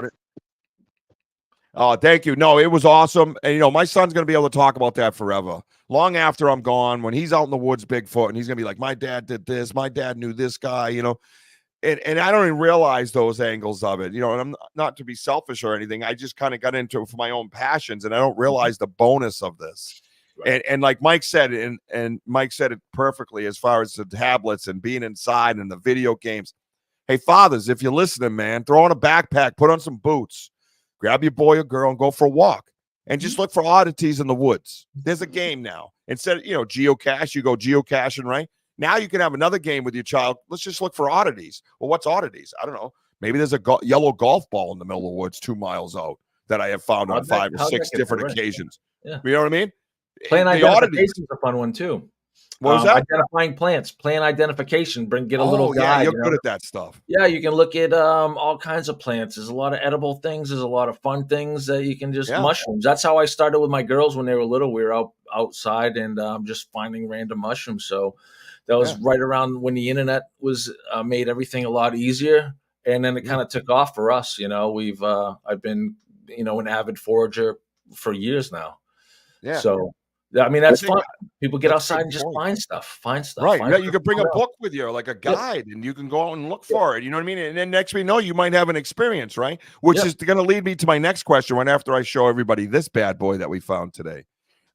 Yes, mushrooms were very good, Ron. That's all I got to say.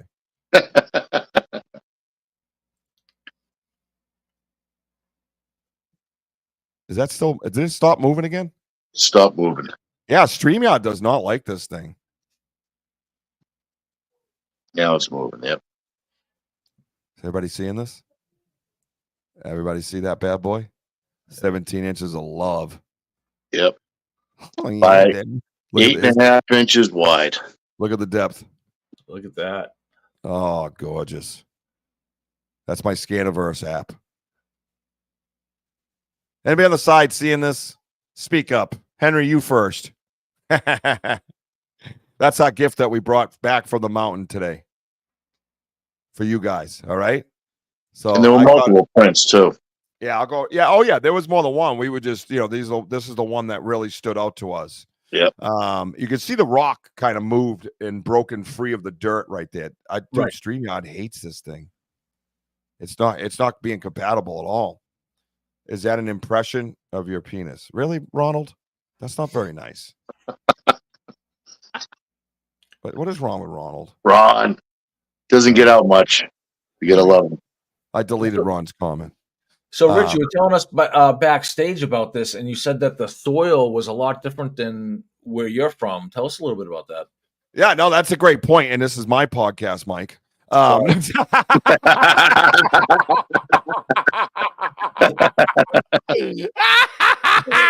No, I thought I just messed with you.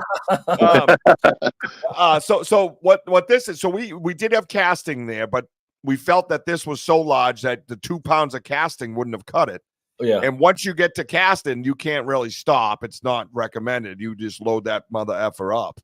You know what I mean? And you go for it. So what I said was, if you look at the soil here, it's a dark, like almost like a volcanic type ashy type color, and it's compressed. Now there was some areas you just drop down to your ankle on, you know what I mean? But this area particularly was hotter, and you can see where the stone is up top. And then if you look, I pointed this out to Mike as well. It almost looks like the rock moved, huh, Wojo? Yeah. That's crazy weird. But you see the Because yellow part of the foot, the part of the foot went over that rock. No, right, exactly. But I didn't realize it moved as much. It actually stopped right there, and I wanted it to. That's weird. Let me back The big up. toe, and you know. Yeah, hang on. I'm going to stop it right here. All right, right here. All right, I said stop. Dude, StreamYard does not like Scaniverse. I'm just saying. Oh, yeah, you All can right. see the rock move. Yeah. So see the circle of rocks to the left of the rock? It's like a lighter sand with 4 stones in it. That thing there is like cement. You know what I mean? And our theory was that this was the left foot, and off to the right, there's a high grass area. So it probably stepped down. There was another footprint, but this one stepped down. I think it realized it made a mistake, and it kind of cut off to the right. You can almost see that little turn in its foot where it moves the rock and its toe kind of slides only at the toe, but not at the foot itself. See what I'm saying? And it went like this, kind of stepped off and went towards the grass. You know what I mean? So yeah, it was absolutely crazy. So we wanted to cast it, but when we weren't sure about the casting, the next best thing is an app that actually Alex Petikoff pointed out to me a while back at the Lemonstick Paracon we were at. Was the other print the other foot? No, not necessarily. You know, it could have been, and there was a smaller print there. There was an impression. So I don't really call it a print as much as I call this a print. I would call the other one an impression because it's not as formed or defined. So with that, it's no longer evidence, and I can't tie it to this and say, yeah, man, there was a trackway, because then for me, I feel I'd be being disingenuous. So that's at least my thought process. So yeah, we've kind of felt it stepped off to the right a little bit because there was grass there that it could kind of tuck away in. But no, a nice little treat for you guys. I wanted to bring to you guys and show while Mike was here, and I figured Mike would appreciate that, being the Bigfoot enthusiast he is, you know. Yeah, ready? I like this pie. I love that. It's called Splat. And you see the splat, and you could tell the viewers how deep that was. From the top, 3¼ inches from the topsoil into this down hardened sand. You know what I mean? It was 3¼ inches deep, where I would step on it and leave a trace mark, like a trace, like maybe an outline of my boot on this particular part of the sand. That's different now. Most of the ponds around here, if you got sand like this, you're gonna go really jam. Wasn't it different kind of, Wojo? Weird, right? Yeah, it was definitely weird. I think what the vocals also said, that the pond, the level is down a little bit, but yeah, which is weird. walking through that, it was just so different, of the dirt and dirt mixed with sand. I mean, but yeah, it's like hard and I put my foot beside that, no way even close. In the depth of, and I'm a big guy, and just the depth, it just wasn't even remotely close to that. It's pretty crazy. So let's see what they're saying over here. Was the other print the other foot? No, so we already went over that. By the way, Corsia has a series of courses on graphic design and Ronald, we'll talk at. I love you to death, Ronnie. Sam says she loves 350 pounds plus. I'm more money. You're probably 800. Honestly, this was a solid, and the size is of that was 17. Man, it was huge. Yeah, huge.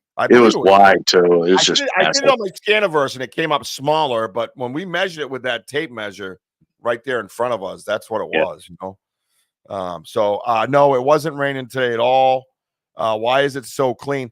I think that's Kelly, right? Yep, probably. What's up, Kelly? How you doing? So what we think is this. We think that it was there and then it rained afterwards. And that's what cleaned it up and kind of sandblasted it in a sense. You know what I mean? So, which in some cases you got to get, depending on when the last rain was, those guys knew. I can't remember exactly. But you do got to give away, say it's 17, right? So I would give it 16 3/4 because the rain might make it a little bit bigger than it appears too. You know what I mean? So that's the way I would do it. That's just me. Now, I know, dude, I know you're trying to help me. You're trying to help me on my show. I'm in the middle of a show. Why you got to put a guilt trip on, bro? Just call me, brother. All right? I know you're trying to help me, dude. Good Lord. Yeah, you know what I mean, though? So it looks like the rain definitely beat some of it down and other prints in the area as well. It's just, so I don't know. It's pretty amazing. And what do you think, Kelly? What do you think of that, man? What do you think when you see that? I mean, to me, it's a no-brainer for me. When we're in here and you have something of that size, and you see that, so you got to look at the outside. There's no boot cut. There's no factory trim. There's no NBA player out there with 17-inch shoe, walking around 16 3/4, however you want to play it, to be fair. So, it looks like that rock, if that was the left foot, then probably what the big toe would be probably on the upper right corner on that rock. Correct. Rolled it forward. That's what would have popped that up and created that little separation. Yeah, right. So you got to copy a motion. And a lot of times I look for sticks that are broken off. We get sticks in mine over at my place. And I'll, because I got compost, so I can't generally just cast them. It ain't going to work. But so therefore, it allows me to be able to investigate them. So then I stop picking them apart and I'm looking for the broken sticks that might be buried by the toes. And we have found them on many occasions and we document those. And then we do the Scaniverse. Scaniverse is amazing, as you can see. And like I think Damien brought it up, the clarity is crazy. You know what I mean? I think it is, Damien. That's what I want to do is be fair and be like, oh, we found this 19-inch print, and then not tell you it rained for 5 days. Well, guess what? It started out at 15. You know what I mean? So, that's why I look at it. Same with snow tracks. You get snow tracks and they start to melt. Well, guess what? Those 10-inch human tracks turn into 15-foot Bigfoot tracks. You know what I mean? So, melting snow, I just throw right out the fucking window. That one's tough. Yeah. So with the print I have in the snow is still in frozen snow, like ice. Like crunchy under your feet, Right. So I try to be as fair as I can here, Looks like mud on my iPhone. Oh, you have mud on your iPhone, or I had mud on my iPhone. I was all Bigfoot and D-Hoot. You tend to get a little dirty, okay? Jeez, you're critiquing me. Ron, can you just message my friend D-Hoot about the situation that you have over there? You two can work this out for me. Oh, look at this. Dee Dee's here. Dreams Interpreter. Hi, Dee Dee. The Dreams Interpreter. Make sure you like and subscribe, my friend Dee Dee. She was our guest on our last show. Incredible woman. On my vacation, I was like, so what? I'm having a vacation, but I'm still doing my podcast. Dee Dee's coming on. What are you talking about? Right? Like the big toe is just above the yellow patch. This is about where I'm thinking it is in that area. I don't know exactly. Thanks for stopping by, Dee Dee. Thank you very much. Everybody make sure you like and subscribe to that, to my friend Dee Dee's YouTube. That's what I was trying to say. Thank you. And then what was I doing? Oh, Dee Dee, you want to see a big footprint? A big footprint or a big footprint? Yeah, we'll just leave it as a big footprint. Sounds more fun. There you go. Pay attention, Dee Dee. Pay attention.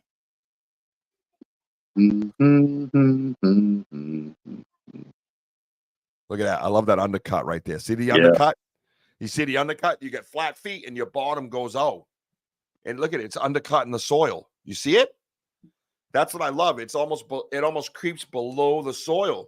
With that much weight, it's almost like it's probably sharp like an arrow kind of slides in that whole ridge line of his foot. That's what I think's amazing. You know what I mean? That's right, baby. That's what we do around here. We get some shiz in. Yeah, boo. What's up, Wojo? Oh, you guys boots on the ground, baby. Boots on the ground. You got to have boots on the ground, right? Now, Mike, have you been able to get out and investigate it all in your area lately? Just a little bit more, just kind of driving around, checking some stuff out. Not like heavy, because what we're trying to do is really isolate an area to go to, and when we go, we want to do like a full blown, a deep dive into that area. So we're doing some mapping. We're putting together some stories, some locations, and kind of mapping some areas out. Awesome. So when we get out there, we want to kind of get out there for something solid. We thought about going out and doing some stuff, and we probably will to do some scouting, but going out on some of the day things here and there, looking for signs, that's fun, but we kind of held off on that just to literally narrow it down. Like, boom, let's do it like this. We have some investigations. Other thing, we have some areas lined up. We have some other individual investigations that we're looking to do. So it's just honestly, it's a matter of scheduling. And once we get those scheduled, we'll be ready to rock and roll. No, I think that's awesome. And we've been pounding the same area for a while now. We keep going back and documenting the different changes in the structures or in the environment, or the compost on the ground, the compaction, the scuffing, whatever it might be, and just really kind of going after that one spot. So if you get yourself a nice area, just boom, keep hitting it. That's what I would suggest anyways. Yeah. I think Wojo would agree with that. We've had a lot of success with that. Like, for instance, when we got the vocals and the big print in the compound and the compost in that area, there was an arch that went up and straight down. And this is one that Sam from Sam's Pretty Paranormal had her headphones on and heard the vocalization behind us. That arch that went down, it went in between two logs. It was tied in with two logs holding it down. Right. And it came out right out the other side and curled up a little bit, like something did that on purpose. Right. Mm-hmm. We went back there 7 to 10 days later, and that arch was completely freed. Yeah. Like it was moved out of the thing and just released. You're talking a 30-foot arch that was tight. It was one of the tightest arches I ever seen, man. Beautiful. And Sam, do you remember that arch? We went back there and that arch was released. Henry might remember that too. He was part of that too. What is happening? So what Richard is also saying too, Mike, is that so he went away for the week and I went back in that same area, and going back to that same area, there were more arches everywhere. I mean, the monsters. I was like beyond like, wait a minute, that wasn't there last week. Yeah. And when you come back to that same area, you never know. It's like different stuff. They're just hitting it hard. I mean, that's right, Sam. And you know what? That arch is gone. Following week, I go back in there. And there's 7 more arches up and around that same spot. It's just unbelievable. And the beautiful part is, because we're in the structures, and a lot of people boo-hoo it, because we're going back, helps us prove our point further. So you tell me what storm in 7 days made that structure right there. Right. What storm in 10 days made that structure right there? I have a picture of this. There's the date time stamped. And now I'm here 5 days later and it's different. Tell me what storm made it different. So then it can help us prove our case. You see what I'm saying? So that's the type of thinking that we're trying to have, like straight hardcore researches where we're breaking shit down like we're dissecting a frog in science class. You know what I mean? Sorry if anybody loves frogs. I never liked that part of it. I didn't enjoy it at all. Trust me. Ribbit. That's my disclaimer. Richie, what's this?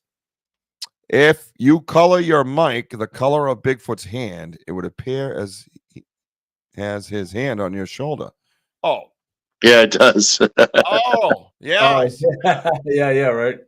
I love my audience. Aren't they great? Damien says, could it be a forearm with a thumb impression? That's why it's so flat. The answer to that would be, for me, is no, because there's many, many prints that are taken that are flat. Yeah.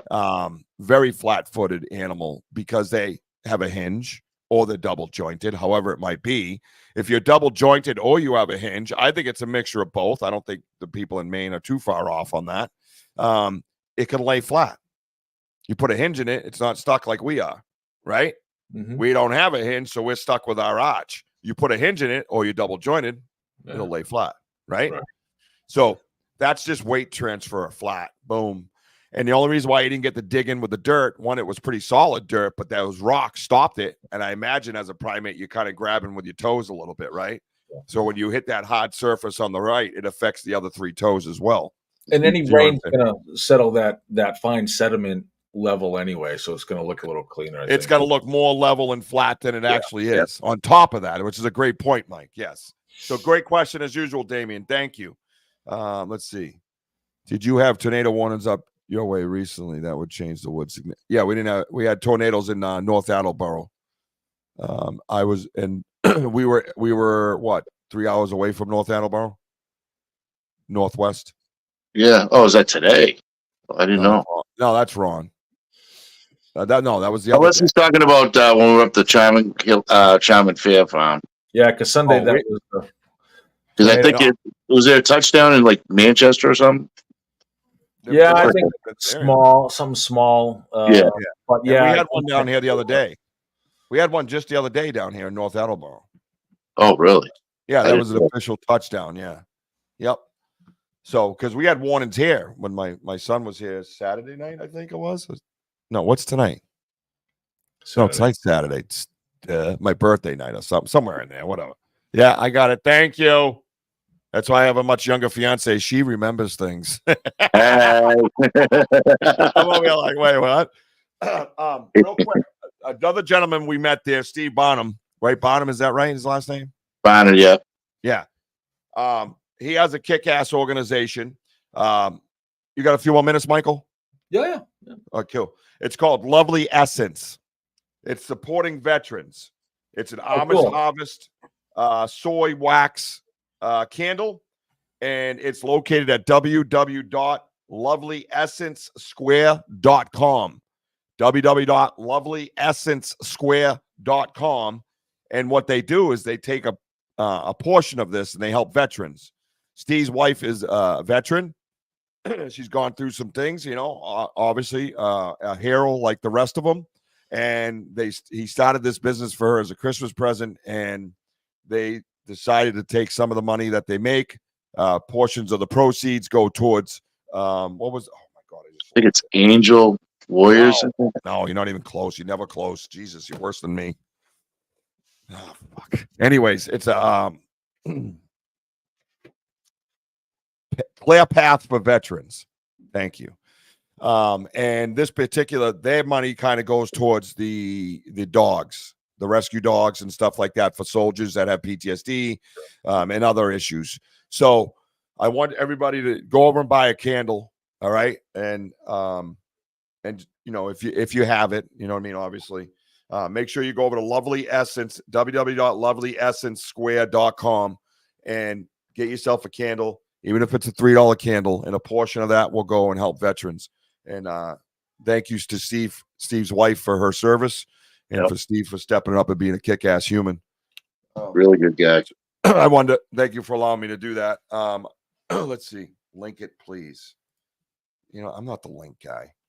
Yeah. I got to type it in. Yeah, Mike, talk about something while I type this in. So, hey, we got a festival coming up in November. We changed the date from October to November 2nd.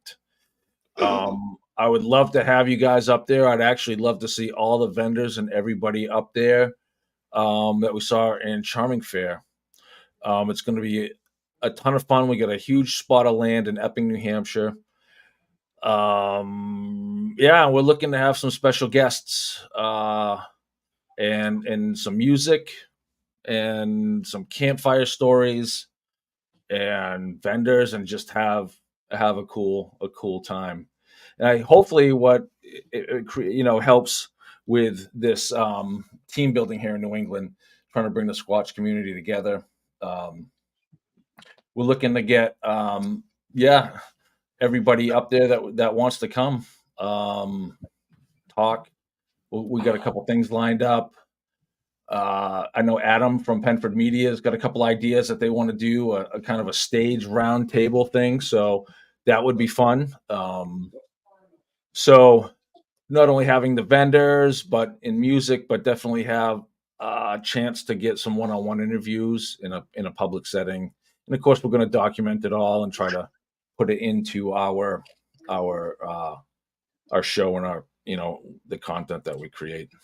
No, I think it's awesome what you guys are doing, and I definitely want to be part of that. I have a big event on the November 3rd, actually, in Rockland. Okay. Doesn't mean I can't come up, because I'm gonna. I will be there. You can count on me for being there 100%, because I'm all about building this community any way we can. I'm all about bringing information and facts to people that are interested in wanting to know the information and facts. And I am completely into making sure we all work together and we bump out anybody that try to pull any bullshit or wants to treat people like shit. We want to make sure we keep them out of our circle. Yep. And if you research one way, that's your way, man. Yeah. I'm going to try it. If I don't like it, I won't do it again. But I'm not going to shit on nobody. Right. You know what I mean? Boots on the ground. Tim Vogel's here, my man. Hey, there he is. Tim Vogel, New Hampshire Bigfoot Society on November 2nd is putting on a big event. The Vogel brothers should pop in there. Oh, I know Eric said he wanted to come and see me on the 3rd and bring down the cast and stuff. So that's another one in New Hampshire, man. Just a one-day event. Come on out, hang out, spread the word, spread the love, bring the community together. We're all on pay. Listen, Mike, and I know everybody, and I've talked to everybody. Is this kid serious? You're a piece of work, bro. Sorry, that's my son. They're all on board. They're all on board with that same exact, blueprint, that same exact theory about bringing everybody together, bringing our community together, getting down to some answers, and just treating each other right, man. That's the key. We must treat each other right, and whatever happens, we're all in this together. Yeah. Put New England on the map. Put New England on the map, baby. That's what it's all about. That's where the work pays off. I want to give you an exclusive. I haven't really announced this, and hopefully it works with what we're doing. But if you guys come up on November, we're going to have Ronnie LeBlanc up there with us too. Nice. He's going to be up on the 2nd? Yep. That is unbelievable. So there you go, guys. That's right. We have breaking news right here from the New Hampshire Bigfoot Society. Ronnie LeBlanc will be there November 2nd. That's pretty kick-ass, bro. So he's a New England guy. Let's, and that's what we want to do, is try to bring everybody together too, and I think that's do a it. Huge deal. And tell the audience who Ronnie is. Ronnie's a legend, Expedition Bigfoot. He's Monsterland, author of Monsterland, right? 1 and 2. He's a cool guy. He's super cool guy. Met him at a trade show, actually, unrelated to Bigfoot. Yep. And we kind of hit it off. Super cool dude. I know he's busy. He's out there. He's a rock star. You know what I mean? He's a rock star, He's somebody that I think everybody wants to kind of hang out with. I can't wait to shoot the shit with him, talk to him, interview, hear what he has to say, and have a blast. And it would be so amazing to get all you guys, everybody who saw at Penford Media, maybe some guys from Maine. See if Steve Culls wants to come down too, if he's available. Right. He's a guy that I know he's not a New England guy, but he's somebody that has been super cool to me. He's super insightful. So if we can get everybody, here in the Northeast together for this thing, that would be a blast. I think it's huge that has to happen. And Ronnie was also on Paranormal Caught on Tape. He's still on that, actually, as one of the guys who talks about it. So, you must know who he is. He just actually did the trifecta with the Get Haunted crew. They did a trifecta up at the Shanley, I believe, up in New York, where they did UFOs, Sasquatch. They actually banged on a tree and got one back. Yeah, they got a response. Yeah, they got a response, dude. It was really, really cool. I watched that. And super pumped. That's a huge deal to have. I've talked to Ronnie here and there just on social media, kind of like quick message, making jokes about his middle fingers he does when he comes. I think it was the airport and then a cabin in Tennessee. I'm like, really, dude? Here we go again, But really nice guy, very down to earth. I've only heard great things about him. Never heard anything bad about that dude. And a lot of people, he has a lot of knowledge. Oh, yeah, and he's very open-minded to a lot of things. Well, that's cool. So keep us posted. I'd love to get a thumbnail put together and put it up on my podcast from here to November. Just start pushing and pumping it. Yeah. I'm in on that, brother. We're in this together. I truly mean that. And I think Wojo knows it too. He's always game.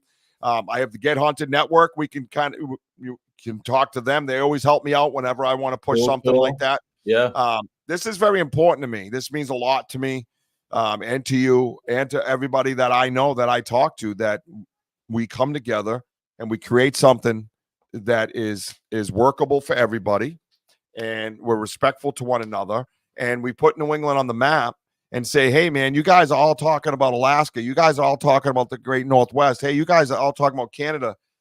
There's nothing, man. It's right here. You don't have to go. If you're here, you don't have to go anywhere. It's here.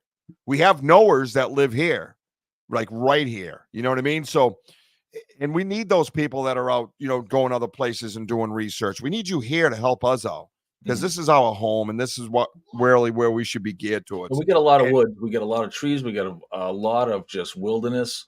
Right. From Western Mass, Southern, all the way up to Maine. Like it's crazy. It's crazy. And I think I was talking to Alex at the thing, and I said something about the trees or whatever. He's like, oh, no, they're bigger out in Alaska. Everything's bigger in Alaska in that sense. And I was wording it incorrectly. Mm-hmm. We don't have the most trees. It's the most forested area of North America is up here.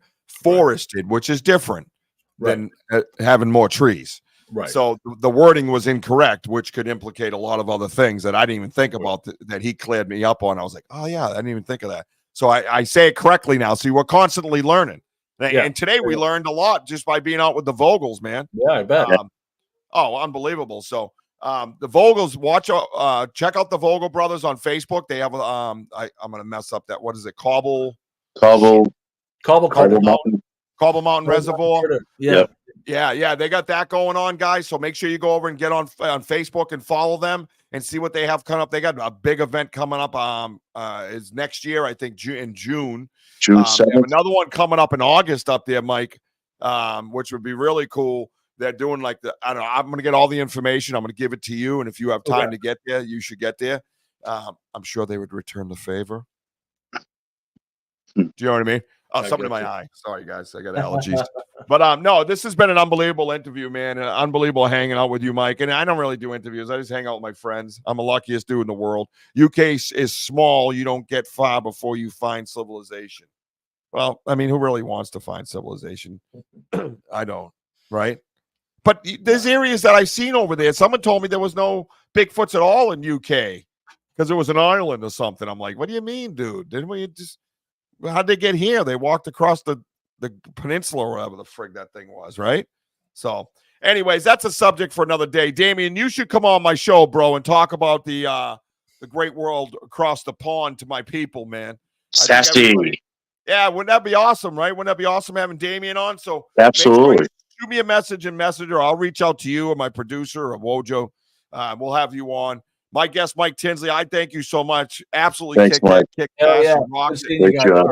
Everybody, get on over to the New Hampshire Bigfoot Society right now and do a friend request. It's not a follow thing. It's a friend request. Yeah, and it's a private group, so you'd have to join the group. But it is a private group, and if the gatekeeper, Kelly Porter, lets you in, then you are lucky. Yeah. Because I had to show all kinds of IDs. Anyways, we'll leave it at that, right, Kelly? But no, you are awesome, and I'm very glad to have you. Wojo, you want to say anything to our guest on the way out? I just want to say thank you all for being on here and bearing with us. And thank Mike. I know it's 8:00 start, but you know what? Well worth it, man. Appreciate you. It's great meeting you too. Yeah, absolutely well worth it. Thank you so much. And so we have New Hampshire Bigfoot Society, Chaos Theater Productions, and your friends at Penford Media too, correct? Media. Yep, that's it. And our boy Kelly Porter. We don't forget you, bro. We know you're behind the scenes back there. Yep. You and that beautiful tent you got with those wedding windows, huh? I got my eye on you, Kelly. He's all manly. He's like, oh, I like this one with the wedding windows, please. That's pretty good stuff. Way to be, brother. Check me out on TikTok. Follow me on TikTok. Follow me on Instagram. Follow me on 83 kids. Really? I'm sorry to say goodbye. I love you, but you want to say bye? Come here. He's got to say bye. Sorry, guys. Come on. Let's go. Get up here. Here we go. So look at you. Got to say, follow me on TikTok. Follow me on Instagram. Follow me on Facebook. Banter and Richie B. You got to wave? You got to wave, right? Go like and subscribe. There it is. Like and subscribe on YouTube, please. We will be going into the woods. I owe you a live after what happened today. It was not my fault, but I'm still going to owe you. Wojo agrees with that. We're going to see how tomorrow goes. We'll let you know. Watch out for the lives that we're going to put up there. We schedule them now, so you'll be able to see when they're coming up in advance. Thank you, everybody, for joining us tonight. Be safe and keep climbing. And what does Wojo say? Buy the merch. Thank Boom. you, Mr.